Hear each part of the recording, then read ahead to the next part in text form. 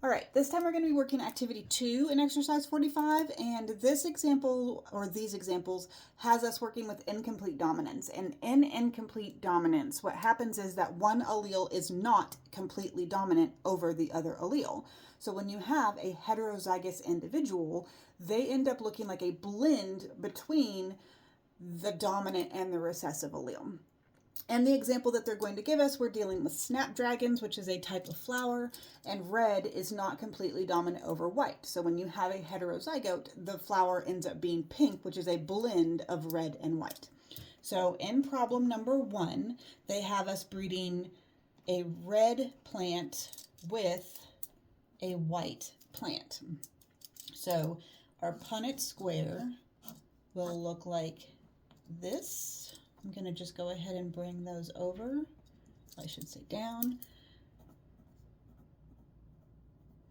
And percent of each genotype, it's 100% heterozygous, and it is 100% pink. So we bred together a red flower with a white flower, but all of the offspring look pink. And problem number 2, they have us breeding a pink flowered plant that is heterozygous with a white flowered plant. Our Punnett square will look like this.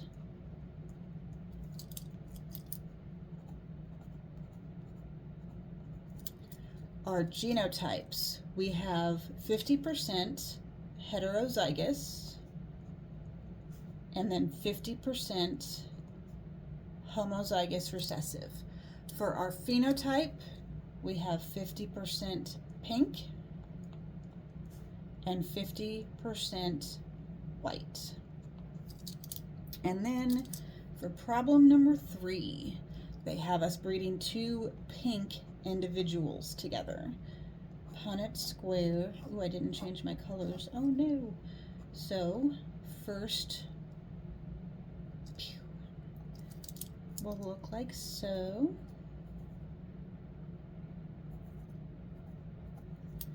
And then, so our genotypes, we're going to have 25% homozygous dominant, 50% heterozygous, 25% homozygous recessive. For our phenotypes, instead of like in activity 1, where we had 75% tall, 25% short, because we have incomplete dominance this time, we actually still end up with the same percentages, because this is red, these aren't red, those are pink. So it's 50% pink and then 25% white. So the difference is in what happens with the heterozygote. Instead of them appearing like the dominant allele, you get that blending type of thing that happens. All right, then we've got a number 2. Oh, I should have done, that was actually A, B, and C. I should pay better attention to what I'm doing, I suppose. All right, the inheritance of sickle cell anemia is determined by a single pair of alleles that exhibit incomplete dominance. Individuals homozygous have sickle cell anemia, and double dose little s, the sickling gene, causes production of a very abnormal hemoglobin, and they end up with sickle cell disease. Heterozygous individuals have the sickle cell trait. They make both normal and sickling hemoglobin, but they are healthy and don't have the disease. We often call them carriers as well, but they do have the trait. Individuals with the genotype big S are completely normal. They aren't carriers. They don't have the trait. So, okay, problem 2, letter A. We're going to have a completely normal individual with a person who has sickle cell disease. A Punnett square.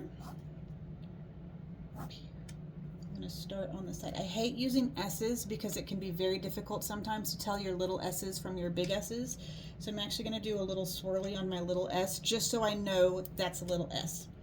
So little s, little s, little s, little s. That could be a me problem. Maybe you guys have better handwriting than I do. Big S, big S, big S, big S. All right, genotype, 100% big S, little s. phenotype, 100% sickle cell trait. So they're carriers, but they do not have the disease. Then for B, we have a person with sickle cell times a person with the sickle cell trait. So carrier. Okay, sickle cell up here, and then sickle cell trait down there. This time for our genotype, you can see why this could get difficult to read if your upper and lowercase letters are the same.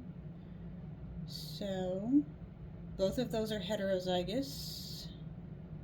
Those are both homozygous. So it is 50% heterozygous and then 50% homozygous for sickle cell.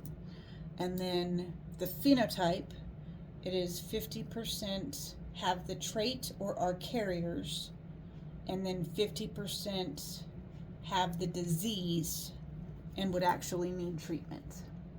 And then that's all of activity 2.